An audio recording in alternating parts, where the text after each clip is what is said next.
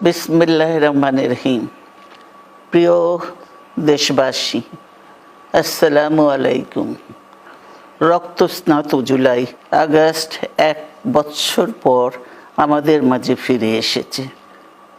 দীর্ঘ 16 বছর ফ্যাসিস্টদের নির্মম অত্যাচার, নির্যাতন, গ্রেফতার, হত্যা, খুনের মাধ্যমে গণতন্ত্রকে ধ্বংস করে এবং একদলীয় শাসন ব্যবস্থা চিরস্থায়ী করতে চেয়েছিল আওয়ামী শাসক গোষ্ঠী।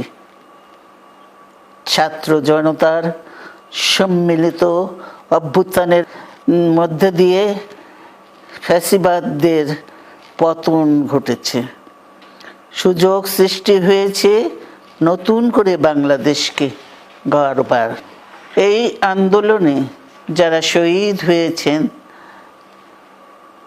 তাদের জানাচ্ছি আন্তরিক শ্রদ্ধা, আহতদের সমবেদনা। তাদের এই আত্মত্যাগ জাতি চিরকাল মনে রাখবে।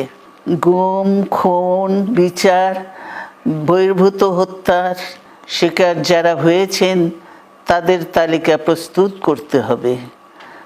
দ্রুত বিচারের ব্যবস্থা ও রাষ্ট্রীয় স্বীকৃতি নিশ্চিত করতে হবে।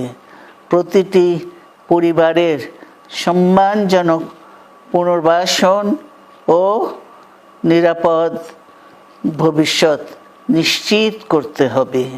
প্রিয় দেশবাসী, আমাদের সামনে যে সুযোগ সৃষ্টি হয়েছে নতুন করে গণতান্ত্রিক ব্যবস্থাকে প্রাতিষ্ঠানিক রূপ দেওয়ার, তা আমাদের দ্রুত সম্পন্ন করতে হবে।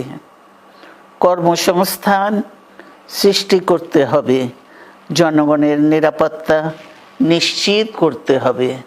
সর্বোপরি বাংলাদেশের স্বাধীনতা, সার্বভৌমত্বকে রক্ষা করতে হবে যে কোনো মূল্যে।